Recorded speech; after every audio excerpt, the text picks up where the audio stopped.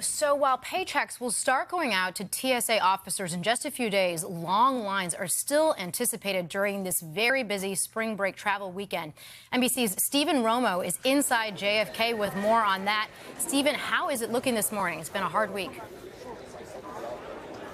Yeah, a rough week and people having a rough morning out here. Basically, as soon as you enter the doors, you end up in line in one of these TSA lines, and there's no place to sit. People not feeling too happy about it. A lot of them telling me that it actually looks like the wait times listed online are not all that accurate. But based on those wait times, it looks like Houston is faring a little worse than JFK right now, and then followed by Newark, some of the worst in the country. Now, TSA has been dealing with those sick calls all week, in part because they are not being paid. We know DHS reporting about 30%, around 30% each day this week have been people calling out sick, and some 500 TSA employees have quit since the beginning of this partial government shutdown. Now, people here trying to make the best of it, but they are, of course, worried about missing their flights. And many of them telling me they've seen as first thing they go onto the JFK website, they see that they have a delay listed right at the very top, warning them that there's an unspecified wait time that they're going to have to deal with today.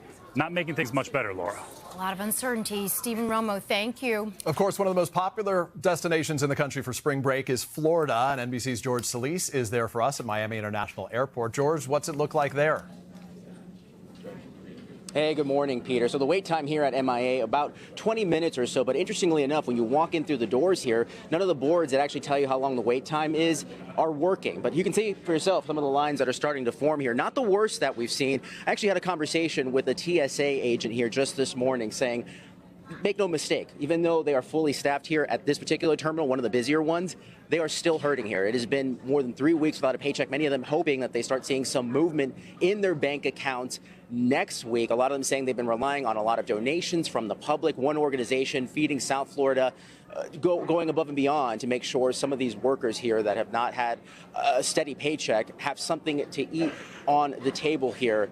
They're saying they're frustrated. They are trying to make sure that passengers are getting on their flights. And for the most part here at MIA, a lot of these passengers have been understanding. We've been talking to them saying they are arriving hours early as well just to make sure they don't miss their flight. Here at MIA specifically, again, we're talking about this one of the spring break capitals here.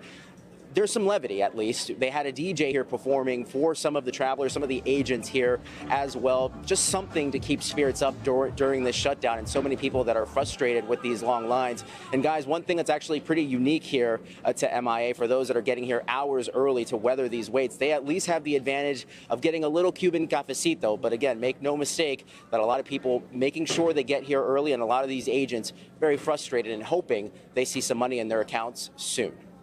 2-hour line, that could be a lot of Cuban cafecito. I hope people take their time heading through there. George Solis in Miami, we appreciate it. Thank you.